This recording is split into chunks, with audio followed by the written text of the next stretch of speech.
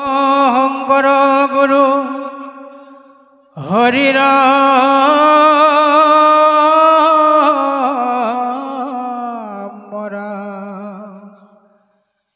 কৃষ্ণ শংকৰ গুৰু হৰি ৰাম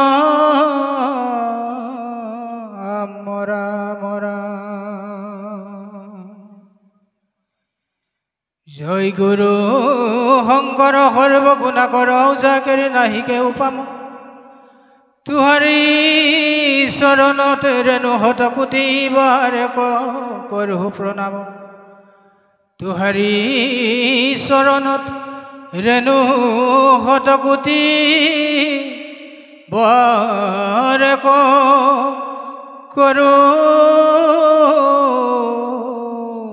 প্ৰণাম ধৰ্মক জানো সময় তথাপি প্ৰবৃত্তি নাই অধৰ্মত নিবৃত্তি নহয় হৃদি স্থিত হোৱা তুমি যেন কৰাই বুৱা স্বামী ঋষিকেশ কৰিও তেনয় ঋষিকেশ কৰিও তেনয়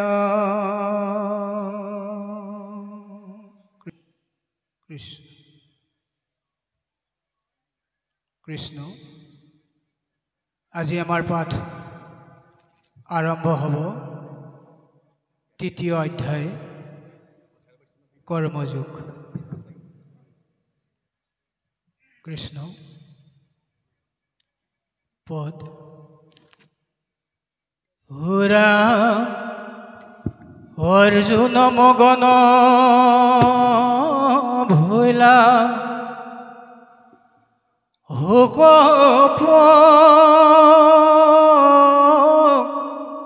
কে পৰি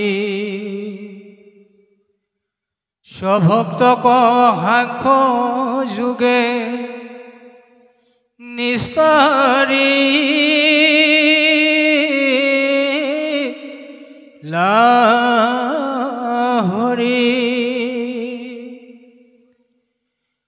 ৰাম খেনয় কৃষ্ণৰ পদে কৰো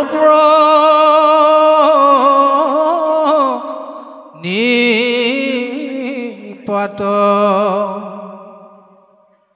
কৰ্মযোগ কৰি বহু তৃতীয়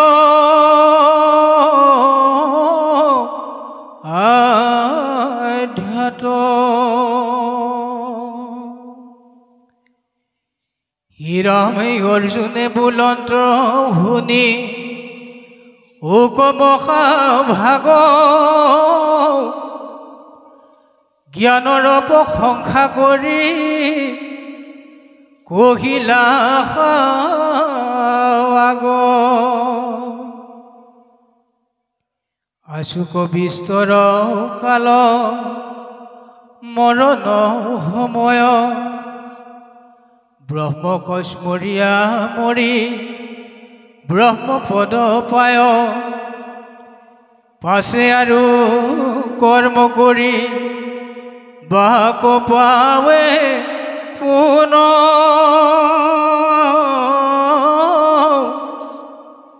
তোমাৰ বাক্যক বুজি বাক পাৰে কোন হে ৰাম তোমাৰ বাক্যক বুজি বাক পাৰে কোন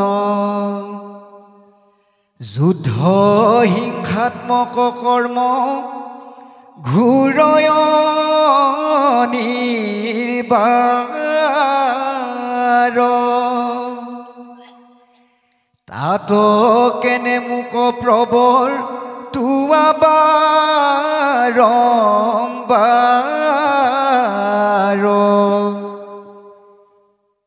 তাত কেনে মোক প্ৰবৰ তুৱাবাৰম্বাৰ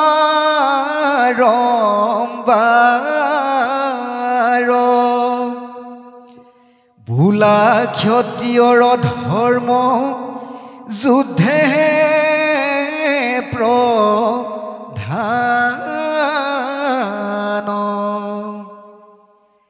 কৰ্ম নকৰিলে আগে নুপুজয় জ্ঞান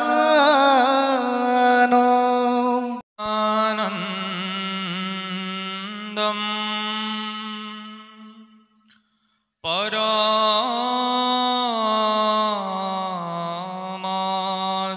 परमसुखदं केवलं ज्ञानमूर्तिं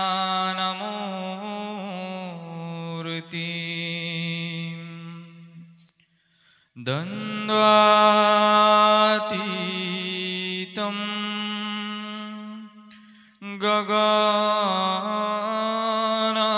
गगनसदृशं तत्त्वमस्यादि लक्ष्यम्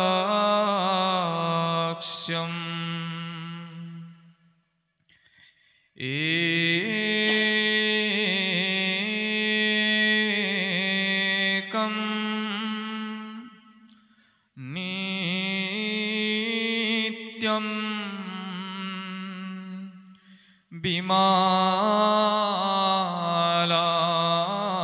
विमलामसलं सर्वाधि साक्षिभूतं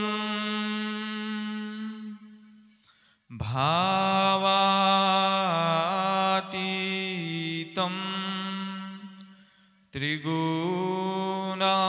त्रिगुणारहितं सद्गुरुं त्वं नमामि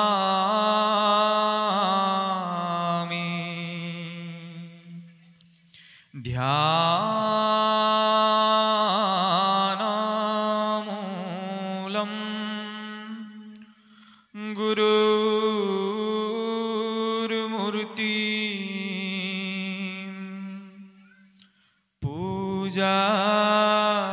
पूजामूलं गुरुपदम्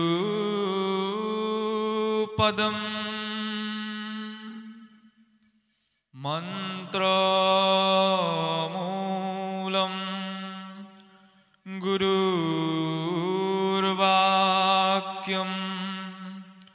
मोक्षमूलं गुरुकृपा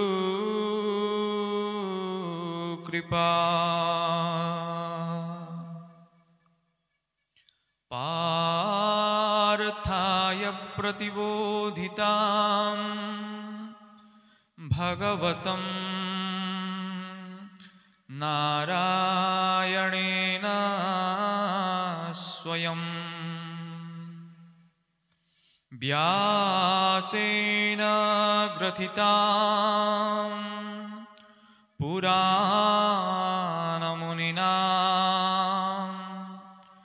मध्ये महाभारतम्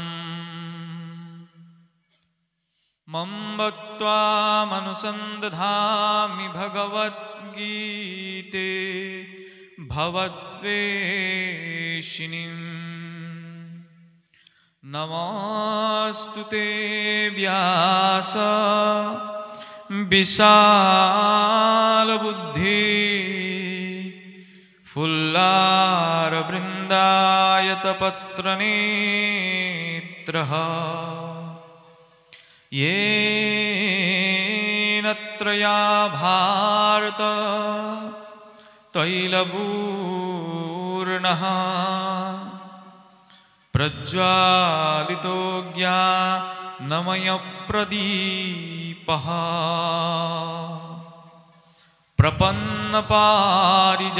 प्रपन्नपारिजाताय स्तोत्रवेत्रैकपाणये ज्ञानमुद्राय कृष्णाय गीतामृतदुहे नमः। सर्वोपनिषदो गावः दुग्ध गोपालनन्दनः पार्थो वत्स सुधीर्भुक्ता दुग्धं गीतामृतं महत पार्थो वत्स सुधीर्भुक्ता दुग्धं गीतामृतं महत अयमारम्भ शुभाय भवतु अस्य श्री शशि चैत्रमासस्य शुक्ला द्वितीयतिथौ अस्ति सर्वजन वैष्णवः मातृगणेभ्यः भातृगणेभ्यः भवेनेभ्यः च नमामि नमो महावदान्याय कृष्णप्रेमप्रदायते कृष्णाय कृष्णस्वरूपाय ब्रह्मद्विषे नमो नमः अनेन श्लोकेन माध्यमेन गुरुनिवेदयामः अहमस्मिन् उद्देश्यः सर्वजन हृदय पद्मे रामनाम उच्यतां मुखपद्मे सदा कृष्णनाम वसति इति मुदय प्रार्थयामहे अयमारम्भ शुभाय भवतु कृष्ण आमी पोनप्रथमते निज इष्ट गुरु और परम आराध्य श्री गोविंदर चरणत सेवा अर्पण करार लगते लखीमपुर जिला वैदिक सनातन समाजर अंतर्गत घिलामरा अंचलर भाटी पुखुरी गाँवर राइजर उद्योगत जी तिनिदिनियाকৈ भगवंतर निज मुखर वाक्य श्रीमद् भगवत गीता पाठ और व्याख्या अनुष्ठान आयोजित হৈ আজি अंतिम दिना तृतीय दिनार कार्यसूचित उपस्थित হৈছেহি সেই অনুষ্ঠানক লাগি আজি এই দ্বিতীয় বৈকুণ্ঠ স্বরূপ স্থানত ইতিমধ্যে আসনাধিষ্ঠ হৈ থকা কৃষ্ণাৰ্জুন স্বৰূপ পাঠিকদ্বয়কে প্ৰমুখ্য কৰি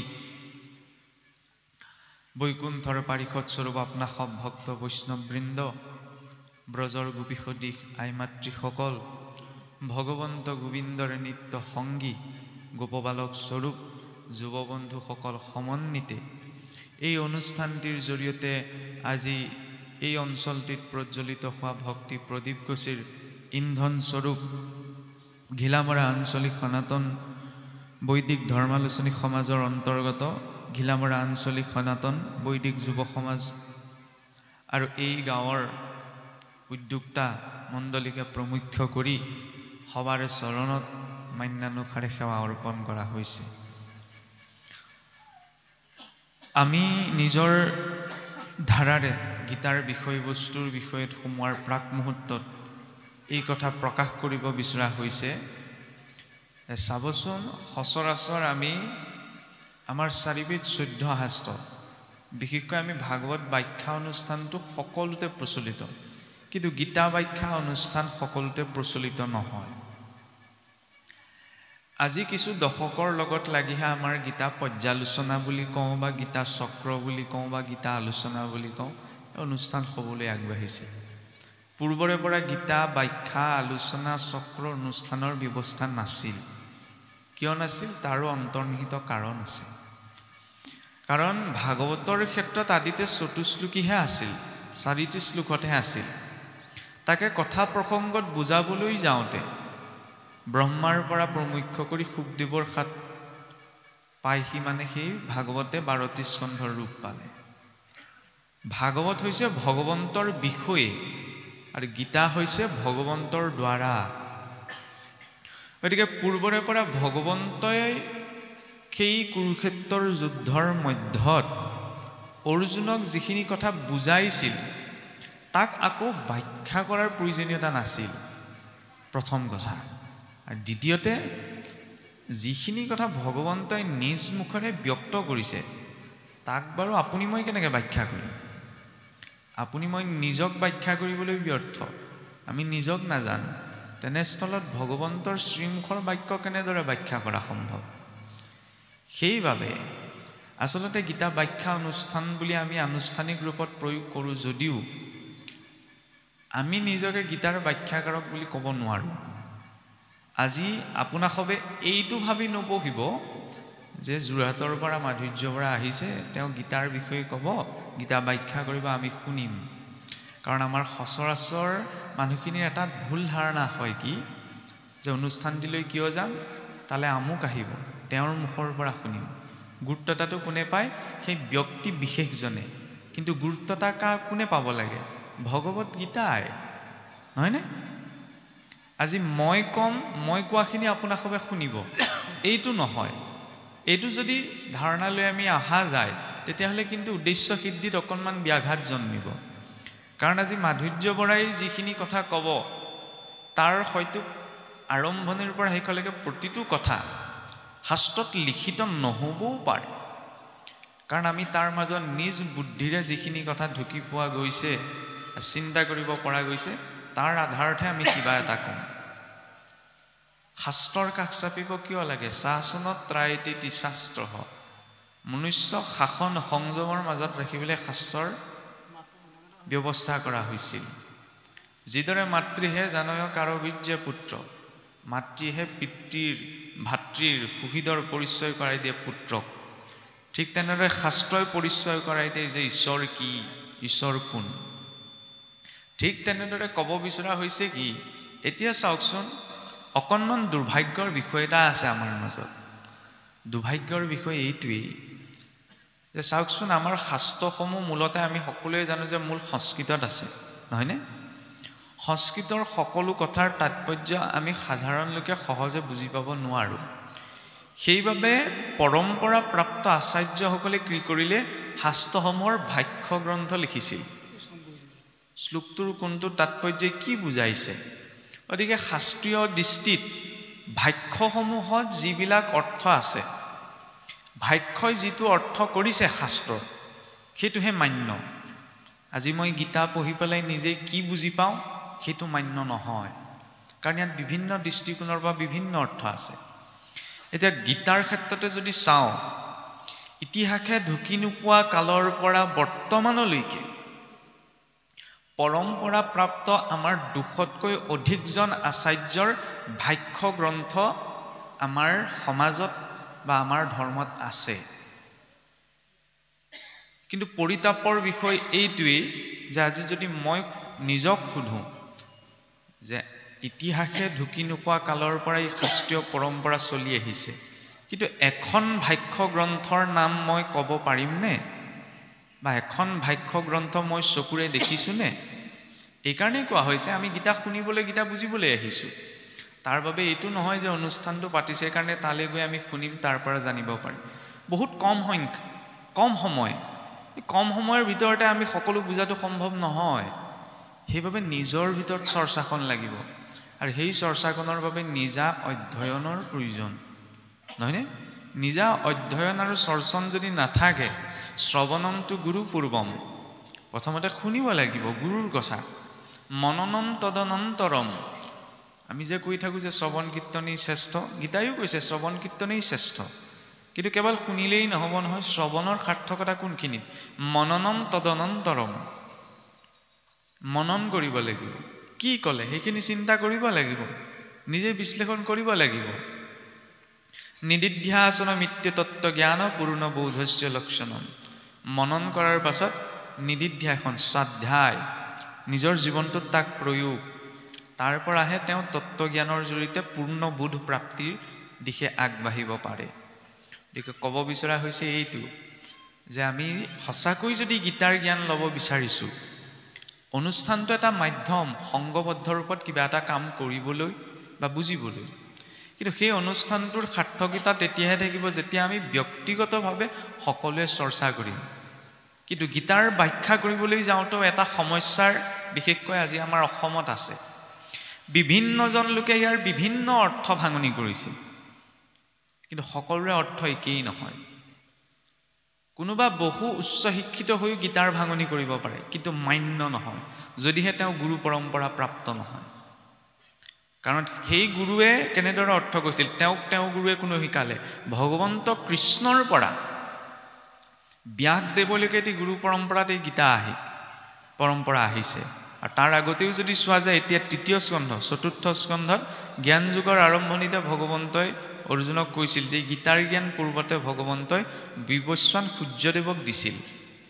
আৰু সেই বৈৱস্বান সূৰ্যদেৱে তেওঁৰ পুত্ৰ ইক্ষাকুক, মনুক মনুৱে তেওঁৰ পুত্ৰ ইক্ষাকুক দিছিল কিন্তু পৰৱৰ্তী সময়ত কি হৈছিল সেই জ্ঞান লাহে লাহে সমাজত নাইকিয়া হৈ গ'ল আৰু নাইকিয়া হৈ গ'লত এইটো কল্পত এইটো আমাৰ 108টা কল্প আছে সৃষ্টিত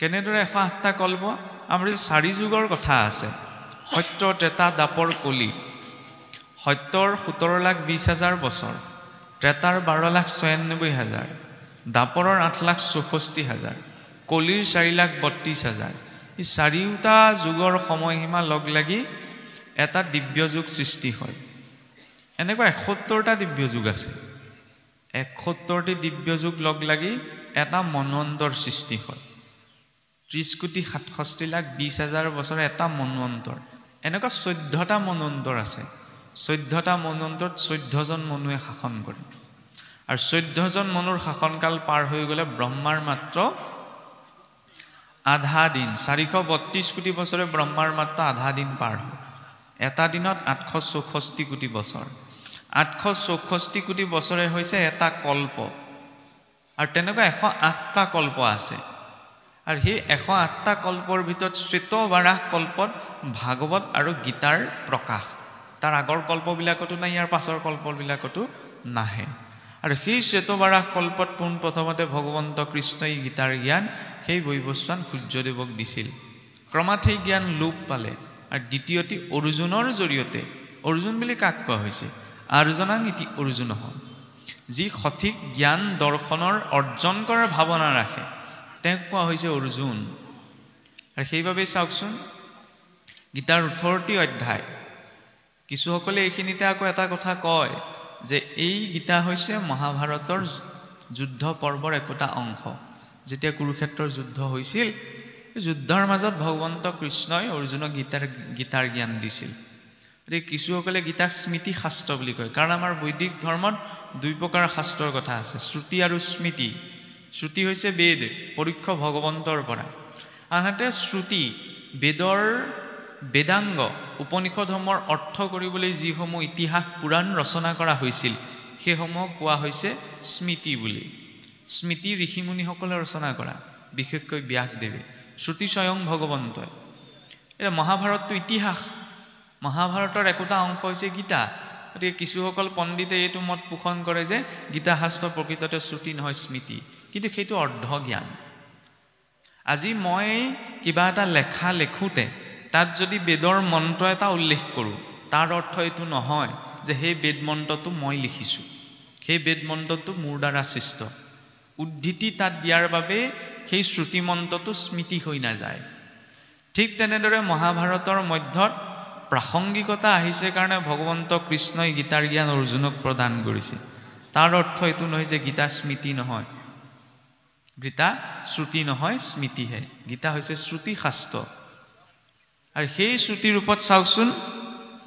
আমাৰ যি 4 বেদ আছে বৈদিক ধৰ্ম কিছুসকলে 4 বেদ বুলিলে ঋগ যজু সাম অথৰ্ব 4খন গ্ৰন্থৰ আছে বুলি ভাবে 4খন কিতাপ আছে এখন ঋগবেদ এখন যজুৰ্বেদ এখন সামবেদ এখন অথৰ্ববেদ কিন্তু বেদ বুলি ক'লে এই 4খন সংহিতাক বুজাই নাপায় ঋগ যজু সাম অথৰ্ব 4খন সংহিতা আহে এই 4খন সংহিতাৰ অন্তৰ্গত আৰণ্যক গ্ৰন্থসমূহ আছে আৰণ্যকৰ পাছত ব্ৰাহ্মণ গ্ৰন্থসমূহ আছে ব্ৰাহ্মণ গ্ৰন্থসমূহৰ পাছত 108খন উপনিষদ আছে উপনিষদকে বেদান্ত বুলি কোৱা হৈছে য'ত বেদৰ জ্ঞানৰ শেষ হৈছেগৈ আৰু সেই সমস্ত বেদান্তৰ সাৰস্বৰূপ হৈছে ভগৱত গীতা সেইবাবে কোৱা হৈছে সৰ্বোপনিষদো গাৱঃ সকলো উপনিষদক ধেনু স্বৰূপা বুলি কোৱা হৈছে দুগ্ধম গোপালনন্দনঃ আৰু সেই বেদ স্বৰূপা বেদান্ত স্বৰূপা গাইজনীৰ পৰা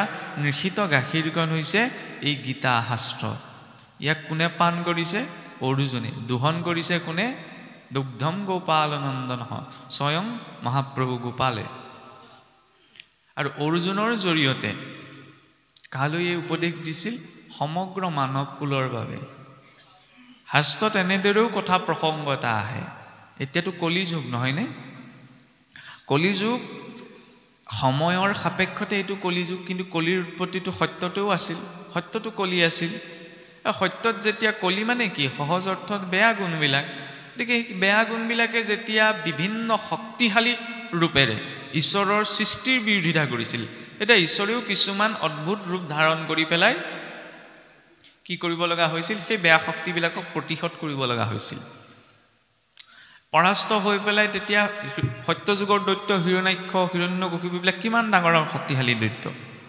সেইবিলাকক বধ কৰিবলৈ ঈশ্বৰেও কিছুমান অদ্ভুত ৰূপ ধাৰণ কৰিব লগা হৈছিল আৰু যেতিয়া সেই বেয়া শক্তিসমূহ বোলে পৰাস্ত হৈছিল তেতিয়া ভগৱন্তৰ ওচৰত ক'লে বোলে প্ৰভু তুমি এতিয়া এই সত্যযুগত আমি ইমান দুৰ্দান্ত তপ আচৰণ কৰিলোঁ তথাপি তুমি আমাক বধ কৰিলা সত্যত বাৰু তুমি মোক এনেকৈ বধ কৰিব পাৰিলা তাত কি কৰিবা এই সত্যত বোলে অসুৰবিলাক বেলেগ বেলেগ লোকত আছিল ভূলোক সুৰলোক এনেকৈ লোকবিলাক বেলেগ বেলেগ আছিল ত্ৰেতা পোৱাহিৰ লগে লগে একেখন লোকলৈ আহিলে ভূলোক পৃথিৱীলৈকে গুচি আহিলে তাত কি কৰিবা তাত মই মানুহৰ ৰাজ্যৰ মাজত প্ৰৱেশ কৰিম আৰু সেই কলিয়ে যেতিয়া ৰাজ্যত প্ৰৱেশ কৰিলে সেইবাবে ৰাম ৰাৱণৰ যুদ্ধ তাত তেতিয়াও কলি বোলে পৰাস্ত হৈ পেলাই তেতিয়া কলিয়ে অংগীকাৰ পুনৰ কৰিলে যে প্ৰভু সত্যত তুমি মহাজাগতিক ৰূপত মোক বশ কৰিলা তাত মই ৰাজ্যত সোমালোহি ৰাজ্যৰ পৰাও তুমি মোক খেদালা দাপৰত কি কৰিবা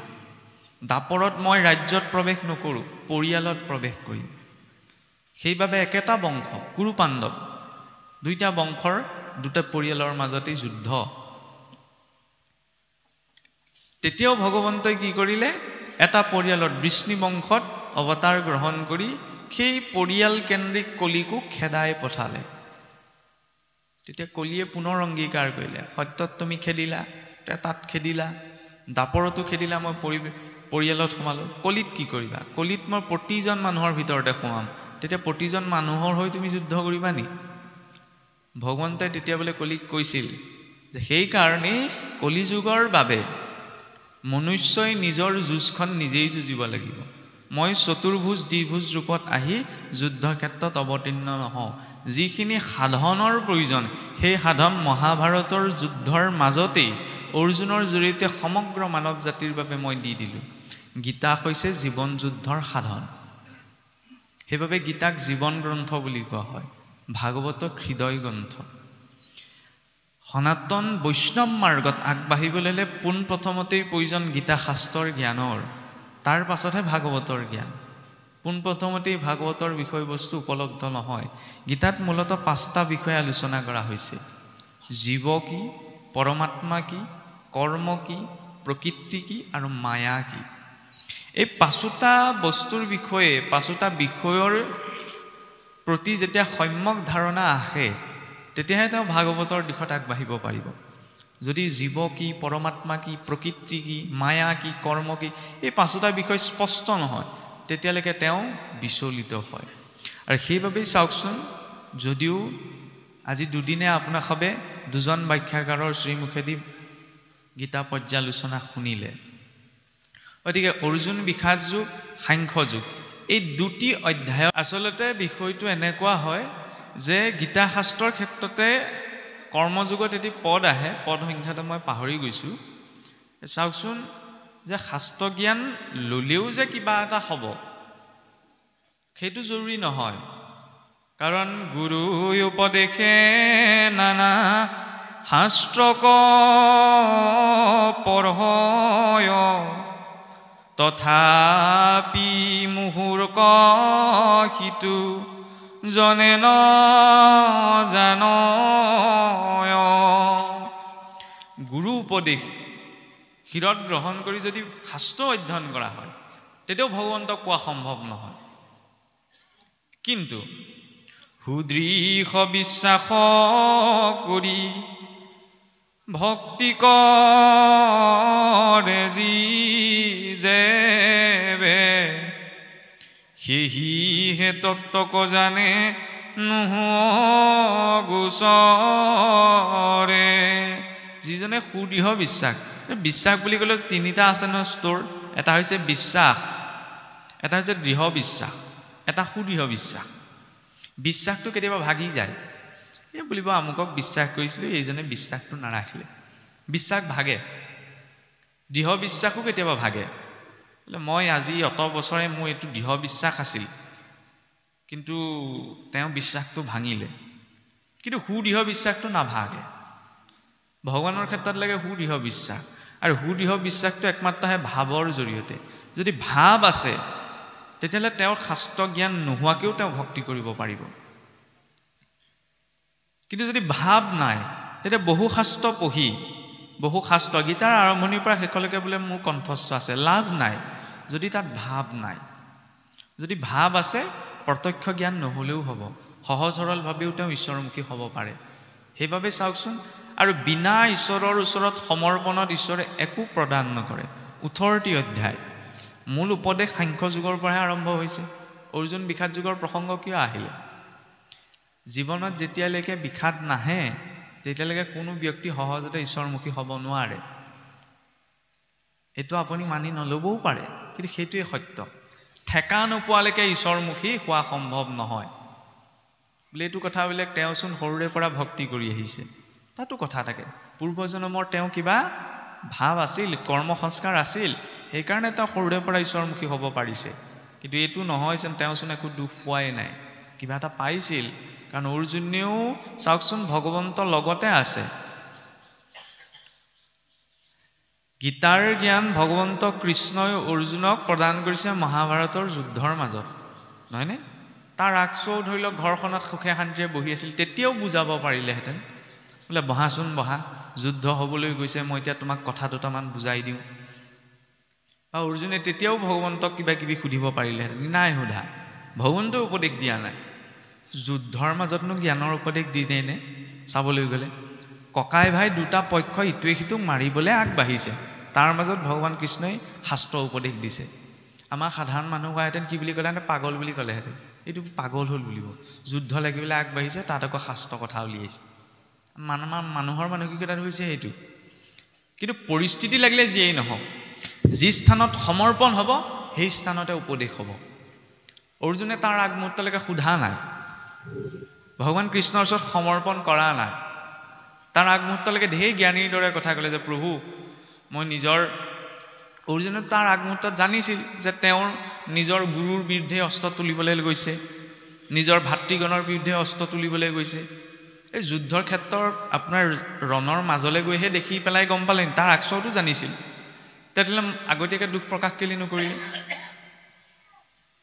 আমি মানুহৰ ক্ষেত্ৰতে কিবা এটা যে কওঁ যে ক'বলৈ সহজ, সন্মুখী গ'লে আচল পৰিস্থিতিটো গম পোৱা যায়।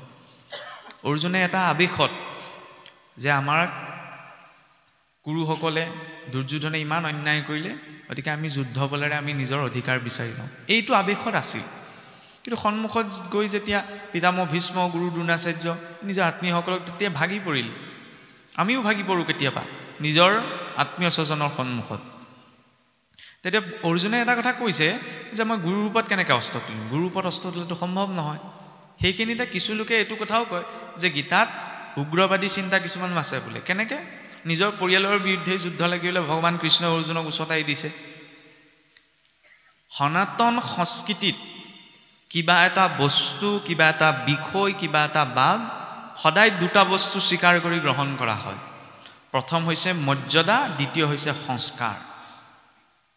মৰ্যাদাত যদি নাথাকে তেতিয়াহ'লে কোনোবা এজন পিতৃ হ'ল বুলি পিতৃৰ মৰ্যাদাত নাথাকে, মাতৃ হ'ল বুলিয়ে যদি মাতৃৰ মৰ্যাদাত নাথাকে, এইখিনি আমাৰ মুখৰ পৰা শোভা নাপায় হ'লেও কৈছোঁ, তেতিয়াহ'লে মাতৃৰ মৰ্যাদাত নাথাকে।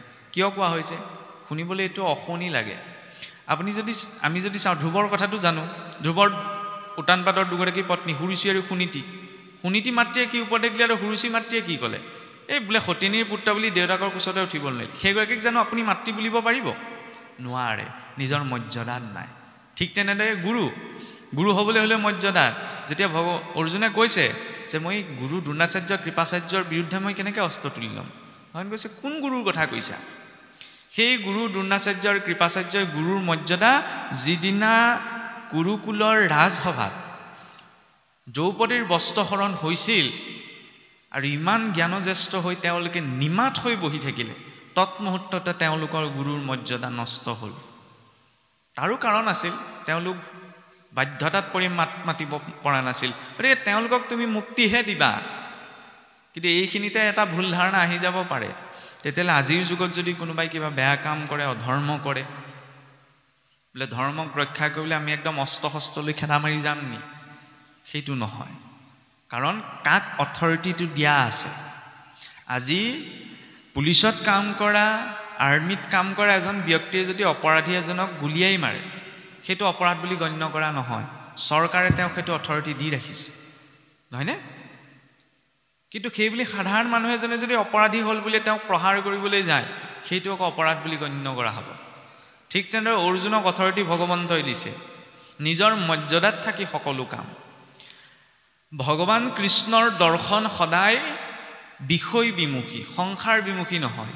চাওকচোন, বুদ্ধৰ দৰ্শন আৰু কৃষ্ণৰ দৰ্শনৰ মাজত এইখিনিতে এটা পাৰ্থক্য আছে। বুদ্ধদেৱেও চাওকচোন সংসাৰৰ নশ্বৰতাটো দেখি শুই থকা নিজৰ পত্নী পুত্ৰক এৰি পেলাই গুচি গৈছিল। ভগৱান কৃষ্ণ এৰি থৈ যোৱা নাই। যি পৰিস্থিতি সন্মুখলৈ আহিছে তাৰ সন্মুখীন হৈছে, সেইটো হৈছে কৃষ্ণৰ দৰ্শন। আজি যুদ্ধ বুলি তাক পৰিত্যাগ কৰা নাই। সেই যুদ্ধ এটা ধ্বংসমুখী পৰিৱেশকো কিদৰে উত্তম ধৰ্মলৈ ৰূপান্তৰ কৰিব পাৰি, সেই দৰ্শনটো হৈছে গীতাৰ। যুদ্ধ বুলি ক'লে খাই কাজিয়া, ধৰি লওক ইজনে সিজনক মৰামৰি কটাকটি কৰা, কিন্তু ইমান এটা ধ্বংসাত্মক পৰিৱেশকো কিদৰে ধৰ্মলৈ ৰূপান্তৰ কৰিব পাৰি, সেইটো হৈছে গীতাৰ দৰ্শন। কিদৰে? কাৰণ আমি সকলো জানো আততায়ী প্ৰসংগ নিশ্চয় যোৱাকালি ওলাই গৈছে যে আততায়ী আছিল কাৰণে তেওঁলোকৰ নিজৰ মৰ্যাদা এৰিছিল। গতিকে কোনোবা কিবা এটা স্থানত আছে, স্থানত মৰ্যাদাটো ৰাখিব লাগিব, তেতিয়াহে তেওঁ মান্য হ'ব। যদি সেই স্থানৰ সেই পদৰ মৰ্যাদা ৰখা নাই, তেতিয়াহ'লে তেওঁ সেই স্থানৰ পৰা, সেই মৰ্যাদাৰ পৰা বিচ্যুত হয়। যেতিয়া অৰ্জুন সেই নিজৰ শহীদসকলৰ সন্মুখতে ভাগি পৰিছিল, ভাগি পৰাৰ জ্ঞান দিব নিজৰ হাতৰ পৰা পেলাই দিলে, পেলাই দি পেলাই কৃষ্ণৰ ওচৰত সমৰ্পণ কৰিলে যে প্ৰভু, মই এতিয়া কি কৰিম কি নকৰিম একো ভাবি পৰা নাই, তুমি মাৰ্গদৰ্শন কৰা। ভগৱন্তই পোনপ্ৰথমতে অৰ্জুনক গালি পাৰিছে যে ক্লব্যং মাস্মগমঃ পাৰ্থ নেত্যদ্য উপপদ্যতে শূদ্ৰং হৃদয় দৌৰ্বল্য তক্ত তিষ্ঠ পৰন্তপ, যে হে পৰমতাপ অৰ্জুন, তুমি এই ক্লীবৰ আচৰণ পৰিত্যাগ কৰা। তোমাৰ দায়িত্ব হৈছে সন্মুখ সমৰত তুমি এজন ক্ষত্ৰিয়ই যেতিয়া ৰণৰ হুংকাৰ পাই আগবাঢ়ি যোৱা। তোমাৰ বাবে সেইটোৱেই ধৰ্ম। সেইবাবে ধৰ্ম বুলি ক'লে এইটো স্পষ্ট হোৱা প্ৰয়োজন। যদিও কিছুসকলে কয় যে পানীৰ এটা ধৰ্ম আছে, যি পাত্ৰত থৈ দিয়ে তাৰে আকাৰ লৈ লয়, এইটো ভৌতিক ধৰ্ম। আন্তৰিক ধৰ্ম, গুণগত আৰু বৈশিষ্ট্যগত, আধ্যাত্মিক ধৰ্ম, আত্মাৰ যি ধৰ্ম। ইয়াত কি ধৰ্মৰ কথা কোৱা হৈছে? আধ্যাত্মিক আৰু স্বভাৱ গুণ বৈশিষ্ট্যগত। বৈশিষ্ট্যগত হিচাপত অৰ্জুন এজন ক্ষত্ৰিয় আছিল। এই ক্ষত্ৰিয় ৰূপত ক্ষত্ৰিয়জনে যুঁজ কৰাটোৱেই হৈছে তেওঁৰ দায়িত্ব। আজি যদি চাওকচোন, এই বৰ্ডাৰত থকা BSFৰ জোৱান এজনে যদি অন্য দেশৰ লোক এজনৰ প্ৰতি দয়া ভাৱ প্ৰকাশ কৰি পেলাই পিছুহকি গুচি আহে, তেতিয়াহ'লে ধৰ্ম ৰক্ষা হ'বনে? নহয়, তেওঁলোকৰ সেইটো দায়িত্ব। কিন্তু সেই বুলি আমি খেদি যাব নোৱাৰোঁ, কাৰণ আমি সেইটো দায়িত্বত নাই। সকলোৱে গুণ কৰ্ম ভেদে নীতি নিয়ম বৈশিষ্ট্যবিলাক বেলেগ বেলেগ, যি আশ্ৰমৰ যি ধৰ্ম। আৰু এই কথা বুজাবলৈ যোৱাৰ প্ৰাক মুহূৰ্ততে ভগৱান কৃষ্ণই অৰ্জুনক কি দিছে? আত্মজ্ঞান দিছে। সেইবাবে সাংখ্য যুগ, য'ত আত্মতত্বৰ বিষয়ে ভগৱান কৃষ্ণই কৈছে। কাৰণ সেই অৰ্জুন বোলে এই শৰীৰটোৰ নষ্ট হৈ যায়, সেইখিনি কথা ইতিমধ্যে ওলাই গৈছে। মই মাত্ৰ অকণমান চুই গৈছোঁ যে আত্মা ক'ত আছে? এইটো হৈছে স্থূল শৰীৰ, আপুনি মই চকুৰে দেখি থকাটো, নহয়নে? আমি এতিয়া এটা শৰীৰে ধৰি থকা নাই, আমাৰ 3টা শৰীৰ আছে। এইটো স্থূল শৰীৰ। এই স্থূল শৰীৰটোৰ ভিতৰত এটা সূক্ষ্ম শৰীৰ আছে, যাক বিজ্ঞানৰ দৃষ্টিৰে চাপটেল বডি বুলি কোৱা হয়। মানুহ এজন যেতিয়া দুৰ্ঘটনাগ্ৰস্ত হৈ মৃত হয়, আৰু যাক আমি অকাল মৃত্যু বুলি কওঁ কিবা কাৰণত, তাৰপিছত যে আমি কওঁ এইটোৱে প্ৰেতজনী পালে বা এই জীৱটোৱে মুক্তি নাপায়, ইয়াৰ আঁৰৰ এটা দৰ্শন আছে। এইটো নহয় যে তাক পৰিত্যাগ কৰি কিবা এটা বেয়া কথা এটা কোৱা হৈছে। জীৱই যেতিয়া নিজৰ আয়ুসকাল এই শৰীৰটোত সম্পূৰ্ণ নোহোৱাৰ আগতেই দুৰ্ঘটনাগ্ৰস্ত হৈ বা অকাল মৃত্যুত শৰীৰটো এৰিব লগা হয়, স্থূল শৰীৰটো ইয়াতে থাকি যায়, কিন্তু সূক্ষ্ম শৰীৰটো সহজে নষ্ট হৈ নাযায়। সেই সূক্ষ্ম শৰীৰটো লৈ জীৱ অশৰীৰ ৰূপত সেই স্থানত থাকিব লগা হয়। সেইটো হৈছে প্ৰেতজনী। প্ৰেত বা ভূত মানে নখ দীঘল, চুলি দীঘল, দাঁত মূৰ দীঘল কিবা এটা জীৱ নহয়। আৰু সেই সূক্ষ্ম শৰীৰটোক প্ৰকৃতিয়ে সহজে অন্য এটা শৰীৰত প্ৰৱেশ কৰিবলৈ নিদিয়ে।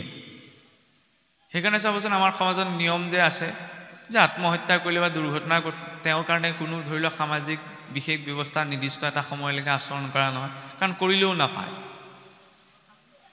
কাৰণ সেই জীৱ সংস্কাৰগত হৈ সেই সূক্ষ্ম শৰীৰটো নষ্ট হ'বলৈ সাধাৰণতে আমাৰ ৭২ ঘণ্টা সময় লাগে এটা জীৱই নতুন এটা শৰীৰৰ ধাৰণ কৰি পেলাই যাত্ৰা কৰিবলৈ। এতিয়া চাওকচোন, সেই জীৱটোৱে যেতিয়া শৰীৰ এটা নাপায় তেতিয়া সেইটোক কোৱা হয় প্ৰেতজনী। আৰু সেই সূক্ষ্ম শৰীৰটোৰ ভিতৰতে কি আছে? আমাৰ শৰীৰৰ ৩৬ চক্ৰ, অৰ্থাৎ শৰীৰৰ বিভিন্ন কাৰ্যকলাপ নিয়ন্ত্ৰণৰ বাবে শক্তিৰ ৬টা মূল কেন্দ্ৰ আছে, যাক ৬ চক্ৰ বুলি কোৱা হয়। আৰু সেই ৬ চক্ৰজনিত সূক্ষ্ম শৰীৰটোৰ ভিতৰত আছে কাৰণ শৰীৰ। কাৰণ শৰীৰ হৈছে আত্মা। সেইবাবে শৰীৰটোত ৫টা আৱৰণৰ কথা ইয়াত পাছত ওলাবগৈ। জ্ঞান বিজ্ঞান যুগত ৫টা আৱৰণৰ কথা কোৱা হৈছে। কি কি? প্ৰথম হৈছে অন্নময় কোষ, দ্বিতীয়তে হৈছে প্ৰাণময় কোষ, তৃতীয়তে হৈছে মনোময় কোষ, চতুৰ্থতে হৈছে বিজ্ঞানময় কোষ, পঞ্চমতে হৈছে আনন্দময় কোষ। কোষ মানে এই অৰ্থত আৱৰণ। এই শৰীৰটোৰ নিৰ্মাণ হৈছে অন্নৰ জৰিয়তে। নহ'লে চাওকচোন, খাদ্যবস্তু একেটাই, কিন্তু পুৰুষজনে খোৱাৰ লগে লগে পুৰুষৰ শৰীৰটো বৃদ্ধি পাইছে আৰু মহিলাগৰাকীয়ে খোৱাৰ লগে লগে মহিলাৰ শৰীৰটো বৃদ্ধি পাইছে। বুজিবলৈ অকণমান টান হৈছে নি বাৰু?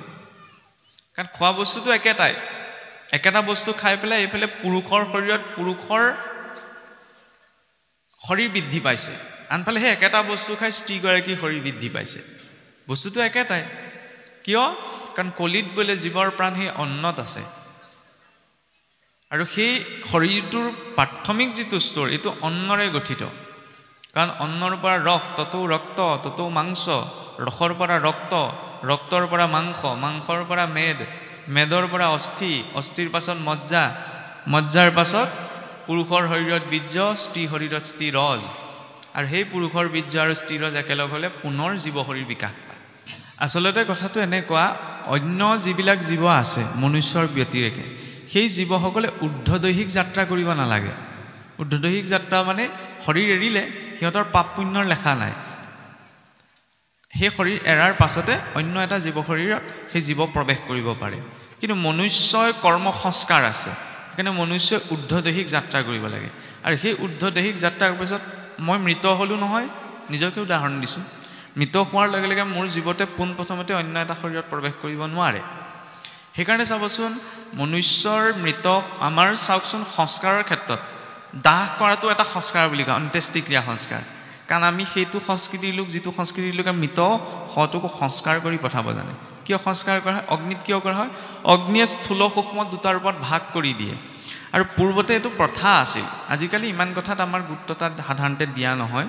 আৰু ৩ ঘণ্টা নোহোৱালৈকে সেই ব্যক্তিজনৰ শৰীৰটো দাহ কৰিবলৈ নিয়া নহয়। কিয় নিয়া নহয়? কাৰণ শৰীৰত আমাৰ পঞ্চপ্ৰাণ আছে। পঞ্চকোষৰ কথা কৈ প্ৰথম অন্নময় কোষ, যেতিয়া প্ৰাণময় কোষ, ১০ প্ৰাণ আছে, কিন্তু তাকো সূক্ষ্ম ৰূপত মূলতঃ পঞ্চপ্ৰাণ। প্ৰাণ, অপান, ব্যান, সমান, উদান, ব্যান। প্ৰাণ, অপান, সমান, উদান, ব্যান, এই পঞ্চপ্ৰাণ। এই পঞ্চপ্ৰাণ শৰীৰৰ পৰা সম্পূৰ্ণৰূপে ওলাই যাবলৈ ৩ ঘণ্টাৰ সময় লাগে। আমি ভাবোঁ কি ডাক্তৰে পাল্স চেক কৰি ক'লে যে এওঁ মৃত হৈ গ'ল, তেতিয়াই তেওঁ মৰা নাই। কেতিয়াৰ পৰা মৰিছে? যিদিনা মাতৃ গৰ্ভৰ পৰা ভূমিষ্ঠ হ'ল সেইদিনাৰ পৰা মৰি আছে। এতিয়াও মই মৰি আছোঁ, মৰিবলৈকেতো গৈ আছোঁ, কমি গৈ আছে। সেইখিনি সময়ত শৰীৰটোহে নিষ্ক্ৰিয় হয় যেতিয়া প্ৰাণবায়ু ওলাই যায়। প্ৰাণৰ পাছত অপান, অপানৰ পাছত ব্যান, ব্যানৰ পাছত সমান, সমানৰ পাছত উদান। এই পঞ্চপ্ৰাণ যেতিয়া ওলাই যায় তাৰপিছত সেই শৰীৰটো দাহ সংস্কাৰৰ বাবে নিয়া হয়। আৰু দাহ সংস্কাৰ কৰিলে স্থূল সূক্ষ্ম দুটা ৰূপত ভাগ কৰি দিয়ে। ৭২ ঘণ্টা। ৭২ ঘণ্টাত কি হয়? সেই জীৱ এতিয়া বৈতৰণী যাত্ৰা কৰিব লগা হয়। বৈতৰণী যাত্ৰাৰ বাবে এটা সূক্ষ্ম শৰীৰৰ প্ৰয়োজন। সেই সূক্ষ্ম শৰীৰটো নিৰ্মাণ ক'ৰ পৰা হয়? এই পুত্ৰই যে ১০ দিনত ১০ পিণ্ড প্ৰদান কৰে। আৰু সেই ১০ পিণ্ডৰ আৰম্ভণি ক'ৰ পৰা হয়? ৩য় দিনাৰ পৰা। ব্ৰাহ্মণসকলে চতুৰ্থা কৰে যেনিবা, বাকীসকলে ৩য় দিনাৰ পৰা কৰে। কিন্তু প্ৰকৃততে বৈদিক বিধান অনুসৰি প্ৰথম দিনাৰ পৰাই কৰিব লাগে চাবলৈ গ'লে। কিন্তু ইমানখিনি কঠিনতাৰ প্ৰতি লক্ষ্য ৰাখি আচলতে এই সংখ্যাটো নিৰ্মাণ কৰা হয়। ৩য় দিনাও চাবচোন, প্ৰথম আৰু 2টা পিণ্ড দিহে 3য় পিণ্ড।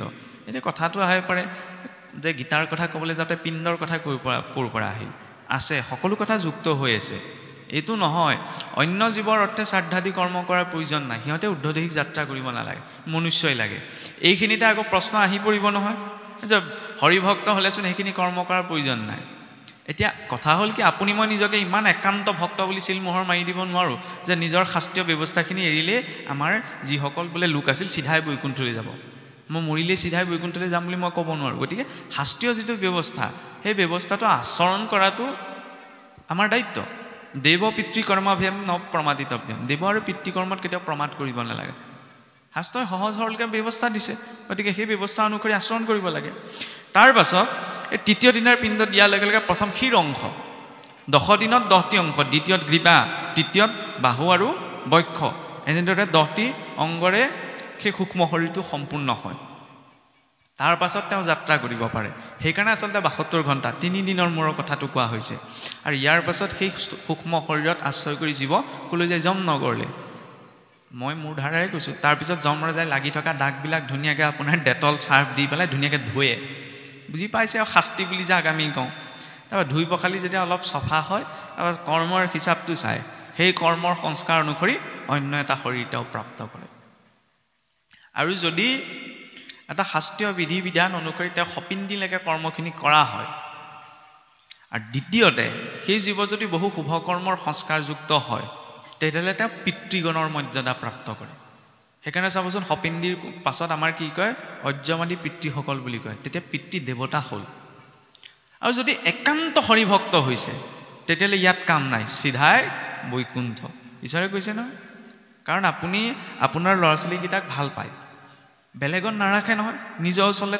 ৰাখিবলৈ বিচাৰিব গতিকে যেতিয়া তেওঁ ঈশ্বৰৰ প্ৰতি একান্ত হৈ পৰিছে আমাৰ একান্ত শব্দটো আমি সহজে কৈ দিওঁ সকলো ইমান একান্ত হোৱা সম্ভৱ নহয় ৰজা হৰিচন্দ্ৰ একান্ত হ'বলৈ গৈ কি কৈছে চাওকচোন সকলো এৰিব লগা মোৰ কেপাচিটি আছে নাই মই নিজৰ গৃহখনৰ মুহটো এৰা তাৰপৰা মই একান্ত বুলি কেনেকৈ নিজকে ক'ম একান্ত ভক্তি মাৰ্গত গৈ গৈ এটা ষ্ট'ৰ সেইটো পোৱা যায় মই ক'লোঁ বুলি আপুনি মোক ক'লে বুলি কোনোবা সেইটো ষ্ট'ৰলৈ যাব নোৱাৰে যিজন একান্ত হৈ গৈছে তেওঁৰ বাবে এইখিনি আচৰণ কৰাৰ প্ৰয়োজন নাই কাৰণ চাওকচোন অবিৰক্ত ভকতৰ এইখিনি কি শ্ৰুতি স্মৃতিৰ বিধান বেদ বিধান মনা নমনাটো নিজৰ কথা আপোনাৰ গা ধুই খালেও পেট ভৰিব গা নোধোৱাকৈ খালেও পেট ভৰিব গা ধুই খাব লাগে নোধোৱাকৈ খাব লাগে সেইটো নিজেই চিন্তা কৰি চালেই হ'ল হয়নে গতিকে অবিৰক্ত ভকতৰ বেদ লংঘিবাৰ দুখ জানি বাহা ইহাক নিশ্চয় পৰম বিৰক্ত যিটো কৃষ্ণৰ ভকত ভৈল তাৰ আৰু নাহিকে নিৰ্ণয় যিজন পৰম বিৰক্ত পুত্ৰ উপজিলে যি আনন্দ নকৰে পুত্ৰ মৰি গ'লে যি দুখ নকৰে অৰ্জুনে ইমানখিনি জ্ঞানৰ কথা কৈ আছিল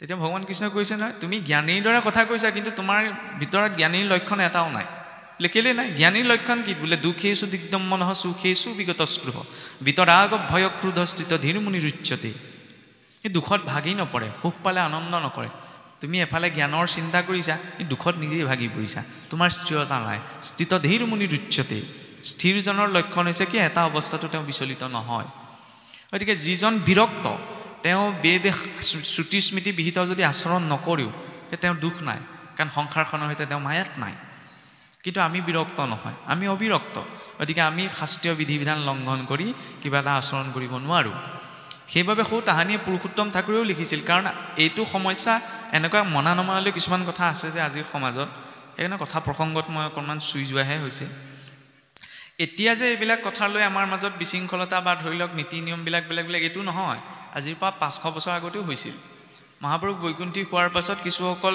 লোকে এইবিলাক মানিব লাগে নালাগে এনেকুৱা লৈ ঢেৰ বিতৰ্ক হৈছিল তেতিয়া মানে বংশী গোপালদেৱে বোলে পুৰুষোত্তম ঠাকুৰ কাৰণ মহাপুৰুষৰ নাতি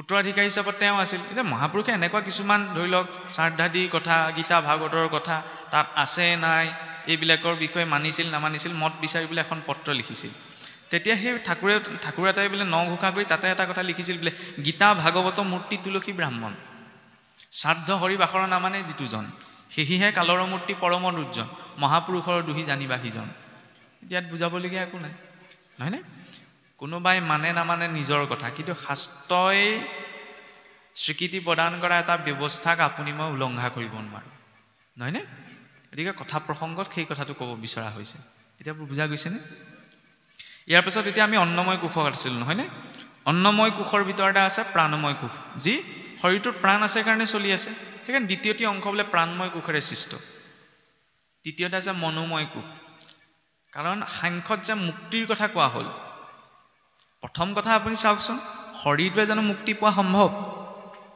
শৰীৰটোতো এৰি থৈ যাব লাগিব পৰমাণু এটাওতো আমি লৈ যাব নোৱাৰোঁ দ্বিতীয় যদি আত্মাৰ কথা কওঁ আত্মাইতো মুক্তি নাপায় কিয় নাপায় বাৰু আত্মাই মুক্তি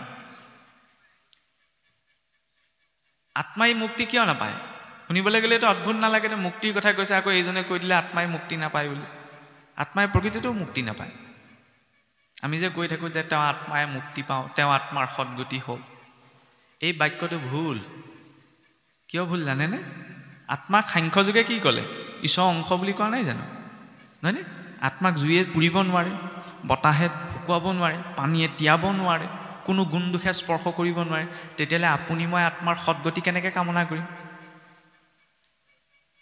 আত্মা পৰমাত্মাৰ প্ৰত্যক্ষ অংশ আত্মাৰ মুক্তিৰ কথা কোনো শাস্ত্ৰত কোৱাই নাই আমি ভাবি থাকোঁ কি আত্মাৰ মুক্তিৰ কথা কৈছে যে তেওঁৰ আত্মাটোৱে মুক্তি পাব লাগে সম্ভৱেই নহয় ঈশ্বৰৰ অংশ কাৰ মুক্তিৰ কথা কৈছে কিমান ইহ মনুষ্যানাম বন্ধনাৎ কাৰণমুক্ষয়ো বন্ধম তু বিষয়াসক্তম মুক্তম নিৰ্বিষয়ম মনৰ কথা কোৱা হৈছে বন্ধন মনতেই জন্ম হয় বন্ধন মুক্তিও মনতেই সৃষ্টি হয় সেইকাৰণে তৃতীয়টি অংশ কিহেৰে মনোময় কোষ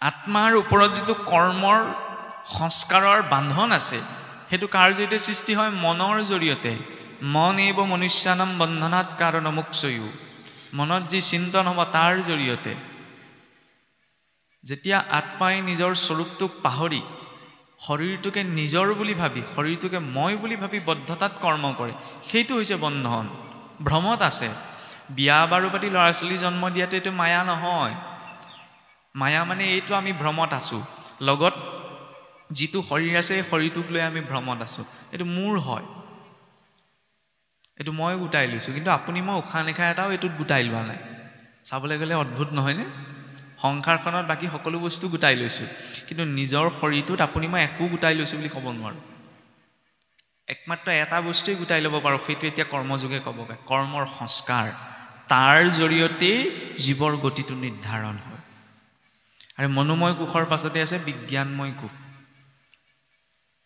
স্থূল আৰু সূক্ষ্ম এই দুটা স্থূল শৰীৰটো সম্পূৰ্ণ ভৌতিক জগতৰ অংশ এইটোক দেখা পাইছোঁ আমি এইটোক ভৌতিক জগত ভৌতিক প্ৰপঞ্চ সূক্ষ্ম শৰীৰটো হৈছে ভৌতিক আৰু আধ্যাত্মিকতাৰ মাজৰ সেইকাৰণে মন বুদ্ধি অহংকাৰ চিত্ত এই চাৰিটা অন্তৰেন্দ্ৰিয় আমি চকুৰে দেখা নাপাওঁ কাৰণ সিহঁতি সূক্ষ্ম শৰীৰৰ অংগ আৰু ফালি চিৰি চালেও ইয়াত এইকেইটা আমি দেখা নাপাওঁ মনটো ব্যাপ্ত হৈ থাকে মন নিৰ্দিষ্ট এটা স্থানত নাথাকে এই সূক্ষ্ম শৰীৰটোত বোলে 5ডাল নাড়ী আছে ইলা পিংগলা সুষুম্না মিথ্যা সুস্থিৰা আৰু চঞ্চলা যেতিয়া মনটো ইৰা নাড়ীত যুক্ত হয় তেতিয়াহ'লে ক্ষুধা ভাৱটো উপজে যেতিয়া পিংগলাৰ সৈতে জড়িত হয় তেতিয়া তৃষ্ণা উপজে সুষুম্নাৰ সৈতে জড়িত হ'লে মনটো স্থিৰ হয় মিথ্যা নাড়ীত যুক্ত হ'লে বৌদ্ধিক চিন্তা আহে চঞ্চলা নাড়ীৰ সৈতে যেতিয়া মনটো যুক্ত হয় তেতিয়া আৰু শাস্ত্ৰৰ কথা কৈ থাকক বতাহত খালি দুলি থকা নিচিনা জীৱনটো খালি দুলি থাকিব আৰু যেতিয়া সুস্থিৰাৰ সৈতে যুক্ত হয় তেতিয়া জীৱনটোত সন্তুলনটো আহে আৰু এই কোনডাল নাড়ীত মন কিমান সময় থাকে সেইটো ক'ৰ পৰা আহে জীৱৰ কৰ্ম সংস্কাৰৰ পৰা আৰু এই মনোময় কোষ পাছতে যি বিজ্ঞানময় কোষ আছে সেই বিজ্ঞানময় কোষ অৰ্থাৎ সূক্ষ্ম শৰীৰটো আৰু স্থূল শৰীৰটোৰ যিটো সমন্বয় ৰক্ষা কৰি আছে সেইটো হৈছে বিজ্ঞানময় কোষ আৰু সেই বিজ্ঞানময় কোষক পাৰ কৰিব পাৰিলে আনন্দময় কোষ আনন্দময় কোষেই হৈছে আত্মা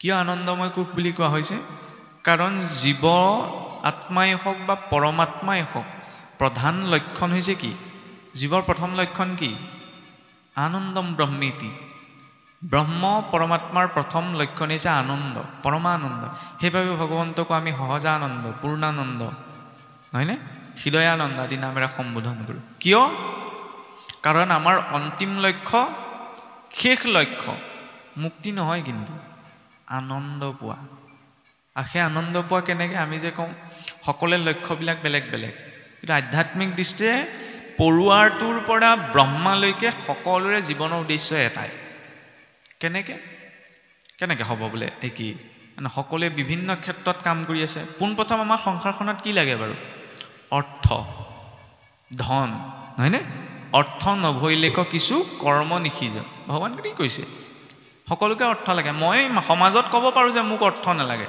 কিন্তু ভিতৰি চিন্তা কিন্তু সেইটোৱে আছে হয়নে ইয়াত লোক ঢাক কৰিবলগীয়া কোনো কথা নাই ধন অৰ্থ বিত্ত মানুহে কিয় অৰ্জন কৰে যাতে নিজৰ ইচ্ছা অনুসৰি প্ৰয়োজনীয় বস্তুখিনি তেওঁ গোটাই ল'ব পাৰে সেইকাৰণে তেওঁ ধন বিত্ত অৰ্জন কৰে তেতিয়াহ'লে জীৱনটোত ধন উপাৰ্জন কেলে কৰিছে ধনৰ কাৰণে কৰা নাই নিজৰ প্ৰয়োজনীয় বস্তুখিনি গোটাবলৈ এটা প্ৰয়োজনীয় বস্তুখিনি গোটাই লোৱাটো কিন্তু তেওঁৰ উদ্দেশ্য নহয় বা আপোনাৰ মোৰ উদ্দেশ্য নহয় প্ৰয়োজনীয় বস্তুখিনি কিয় গোটাওঁ যাতে নিজৰ সুবিধা অনুসৰি তাক প্ৰয়োগ কৰিব পাৰোঁ সুবিধা অনুসৰি প্ৰয়োগ কৰাটো কিন্তু উদ্দেশ্য নহয় কি ভাবোঁ তাক আমি উপভোগ কৰিব বিচাৰোঁ নহয়নে আজি এইটো হ'লে মই আনন্দ পাম এইটো হ'লে মোৰ ভাল লাগিব সেইকাৰণেতো আমি যিমান ঘৰ দুৱাৰৰ পৰা গাড়ী মটৰৰ পৰা আৰম্ভ কৰি যিখিনি আছে হয়নে সকলো আমি নিজৰ উপভোগৰ নিমিত্তে অৰ্জন কৰোঁ আৰু আমি কি ভাবোঁ উপভোগো কিন্তু আমাৰ লক্ষ্য নহয় উপভোগ কিয় কৰোঁ আমি ভাবোঁ কি সেইটো থাকিলে সেই বস্তুটো গোটাই ল'লে মই তাৰ পৰা কি পাম সুখ বা আনন্দ পাম তেতিয়াহ'লে একেবাৰে স্পষ্টকৈ চাবলৈ একদম পোনপটীয়া লক্ষ্যটো আনন্দ পোৱাটোৱে নহয় জানো গীতাই কৈছে দুই প্ৰকাৰ আনন্দ আছে এটা হৈছে ভৌতিক এটা হৈছে আধ্যাত্মিক ভৌতিক আনন্দ প্ৰথমতে পাওঁতে বহু পাই যোৱা নিচিনা লাগে লাহে লাহে তাৰ পৰিমাণ ক্ৰমাৎ বোলে কমি যায় এইটো সংসাৰৰ প্ৰকৃতি কাৰণ সংসাৰখনত কিবা এটা পোৱাৰ পিছত ক্ষয় হৈ যায় সংসাৰখনো ক্ষয় হৈ গৈ আছে পৰিমাণ কমি যায় কাৰোবাৰ গৃহত সন্তান এটি জন্ম হৈছে বা কোনোবাই চাকৰি এটাও যদি পাইছে মই বেলেগ দৃষ্টিৰে ক'ব বিচৰা নাই মাত্ৰ বুজাবলৈহে বিচৰা হৈছে এই পোৱা দিনাৰ আনন্দ ছমাহ বছৰি ক'লেতো একেই নাথাকে সেইটো সংসাৰৰ প্ৰকৃতি কিন্তু আধ্যাত্মিক আনন্দ তেনেকুৱা নহয় আধ্যাত্মিক আনন্দ মানে ঈশ্বৰ কৃষ্ণৰ কথা কৈছে য'ত পূৰ্ণত্ব আছে ইয়াত ভাৱপূৰ্ণভাৱে তেওঁ যিমানে আগবাঢ়িব সিমানে তেওঁৰ মনত আনন্দ বৃদ্ধি পাব ভৌতিক আৰু আধ্যাত্মিকৰ মাজত পাৰ্থক্য এইখিনিতে আৰু সেই আধ্যাত্মিকতাৰ জৰিয়তে সেই পূৰ্ণ আনন্দস্বৰূপ জীৱক জানিব পৰা যায় জীৱক জনা মানে কি নিজক জনা আত্মানাং জানাতি আধ্যাত্মিক নিজক জনা অৰ্জুনক সেইকাৰণে পৰিচয় দিছে তুমি প্ৰথম নিজকটো চিনি পাই লোৱা তাৰপিছত বেলেগক চিনি পাবা যে সকলো যদি জুইকুৰা জ্বলাই দিলে দপ দপকৈ জ্বলি থকা জুইকুৰাৰ পৰা ফিৰিঙতিবিলাক উপৰি জ্বলি তলি গুচি যায় গতিকে আপোনাৰ মই শৰীৰটোক যি জীৱাত্মাই চৈতন্য কৈছে এইটো হৈছে জীৱাত্মা এই ঈশ্বৰৰ পৰা বাহিৰ হোৱা ফিৰিঙতি কেইটা গতিকে এই জীৱাত্মাই যেতিয়ালৈকে ঈশ্বৰক নাপায় আজি গোটেই বিশ্ব ব্ৰহ্মাণ্ডৰ সা সম্পত্তি ধন ঐশ্বৰ্যও আনি যদি মোক দি দিয়েহি কোনেনো দিবহি কথাটো কৈছোঁ তেতিয়াও মই তৃপ্ত হোৱা সম্ভৱ নহয় যে মোক আৰু একো নালাগে মই কোৱা সম্ভৱ নহয় কিয় কাৰণ ইয়াত সম্পূৰ্ণ তৃপ্তিটো নাই ব্ৰহ্মাও তৃপ্ত নহয় গোটেই বোলে ত্ৰিভুৱনৰ অধিপতি ত্ৰিভুৱনৰ স্বজনকৰ্তা তথাপি ব্ৰহ্মায়ো শান্তি নাপায় যেতিয়ালৈকে বোলে ব্ৰহ্মাৰো মুকুতি নাই নভৰিলে ভকতি সামান্যৰ কিবা কথা কহিব নিপতি তেতিয়াহ'লে আধ্যাত্মিকতা মানে কি ঢেৰ ধাৰ্মিক নীতি নিয়ম বহুতে আকৌ ভয় কৰে ধৰ্ম বুলি ক'লে ঢেৰ নীতি নিয়ম পালন কৰিব লাগিব এইটো নহয় ধৰ্মৰ চাওকচোন 10টা লক্ষণ দেখুৱাইছে এই 10টা লক্ষণ মোৰ জীৱনত লাগিব তেতিয়াহে মই নিজকে ধাৰ্মিক বুলি ক'ব পাৰোঁ আৰু বহুতে এইটো প্ৰশ্ন কৰে যে গীতাই কৈছে যে কৰ্মই ধৰ্ম নহয় গীতাত কোনোটো শাৰীত এইটো কথা কোৱা হোৱা নাই যে কৰ্মই ধৰ্ম মানুহৰ এইটো ভুল ধাৰণা নিজৰ কৰ্মটোকে ধৰ্ম বুলি ভাবি লয় এইটো নহয় কৰ্মটো ধৰ্মযুক্ত হ'ব লাগিব তেতিয়া সেইটো ধৰ্ম বুলি ক'ব পাৰোঁ কিন্তু সকলো কৰ্মই যে ধৰ্ম হ'ব সেইটো আমি ক'ব নোৱাৰোঁ সহজ অৰ্থত কাৰোবাক ঘোচা এটা মৰাটোতো কৰ্ম চাবলৈ গ'লে সেইটোক আমি ধৰ্ম বুলিব পাৰোঁ জানো নোৱাৰোঁ ধৃতি সমাদমস্তয়ম সুসমিনন্দ্য নিগ্ৰহ ধী বিদ্যা শতকৰ্ম ক্ৰোধ দশকম ধৰ্ম লক্ষণম ধৈৰ্য ধৰ্মৰ প্ৰথম লক্ষণ হৈছে ধৈৰ্যৰ কথা ক'বলৈ গ'লে চাওকচোন হিৰণ্যকশিপুৱে যেতিয়া ব্ৰহ্মাক আৰাধনা কৰিছিল দেখিছোঁ নহয় প্ৰথমতে আপোনাৰ সোঁ ভৰিৰ ওপৰত থিয় হৈ বাওঁ ভৰি তুলি ঊৰ্ধ্ব বাহু কৰি বৃক্ষাসনত ব্ৰহ্মাক আৰাধনা কৰিছিল লাহে লাহে কৰোঁতে কি হ'ল ইমান আগবাঢ়ি গ'ল যে বুঢ়া আঙুলিৰ ওপৰত থিয় হ'বলৈ ধৰিল নহয়নে অসুৰ আছিল যদিও ইমান তপস্যা চাওকচোন বুঢ়া আঙুলিৰ ওপৰত থিয় হৈ পেলাই ব্ৰহ্মাক উপাসনা কৰিছে আৰু এনেকুৱা উপাসনা কৰিছে উইয়ে ধৰি পেলাই মঙহ সহায় দিলে কিন্তু কশীপুৰৰ না বাহু তললে নামিলে না ভৰি তললে নামিলে দৈত্য আছিল যদিও ইমান ধৈৰ্য আছিল নহয়নে গোসাঁই ঘৰ সোমালে এতিয়া মহ এটা পৰিলে মোৰ কিমান ধৈৰ্য আছে ওলাই পৰে বিনা ধৈৰ্যত ধৰ্ম সাধন নহয় আৰু দ্বিতীয়তে উপাসনা আমি যে কৈ থাকোঁ ভাৱেই ভক্তি হয় কিন্তু সেই ভাৱ ভক্তিৰ বাবে উপাসনাৰ প্ৰয়োজন বিনা উপাসনাত কোনো ঈশ্বৰমুখী হ'ব নোৱাৰে ভক্ত ধ্ৰুৱই 5 বছৰতে ঈশ্বৰক বিচাৰি গৈছিল নাৰদেৱে লগ পাইছিল নহয় ক'ব পাৰিলেহেঁতেন এই সৰু ল'ৰাটোৱে কি উপাসনা কৰিব ভগৱানক ক'ব পাৰিলে যে প্ৰভু যোৱা তুমি তেওঁক দৰ্শনটো দিতে 5 বছৰীয়া ল'ৰাটোৱেনো কি উপাসনা কি সাধনা কৰিব নাৰদেৱে নিজেও লৈ যাব পাৰিলেহেঁতেন বোলা তোমাক ঈশ্বৰৰ ওচৰলৈ লৈ যাওঁ নাই নিয়া মইতো তই কহোঁ বাপু বোলে ভজনো পায় মই কেনেকৈ বোলে হৰিক ভজনা কৰিম সেই বিষয়ে কৈছোঁ শুন তই সেইমতে কৰিলেহে পাবি যেতিয়া 5 বছৰ বয়সতে ভক্ত ধ্ৰুৱই সাধনাৰ জৰিয়তে উপাসনাৰ জৰিয়তে ঈশ্বৰক পাইছে আমিতো সাধাৰণ মনুষ্য জীৱনত উপাসনা নহ'লে হ'ব জানো উপাসনাকণ লাগিব সেই উপাসনাৰ জৰিয়তে ধৰ্ম সাধন হ'ব আৰু সেই উপাসনাৰ বাবে ইমান সহজ মাধ্যম গীতাই দেখুৱালে যে নিজৰ কৰ্মটোক নিজৰ দায়িত্বটোক কিদৰে নিজৰ উপাসনালৈ পৰিৱৰ্তন কৰিব পাৰি সেয়া হৈছে ভগৱান কৃষ্ণৰ ভাষ্য কৰ্মযোগত সেই কথাই কোৱা হৈছে এতিয়া চাওকচোন ধৰ্মৰ লক্ষণৰ কথা কৈ থাকোঁতে ধৃতি ধৈৰ্য ক্ষমা দমন নিজকে সংযম কৰা অষ্টেয় কোনো বস্তু চুৰ নকৰা দমস্তেয় শৌচ ইন্দ্ৰিয় নিগ্ৰহ শৌচাচাৰ জ্ঞান বিজ্ঞান যুগত এটা পদ আহে ভগৱান কৃষ্ণই অৰ্জুনক কৈছে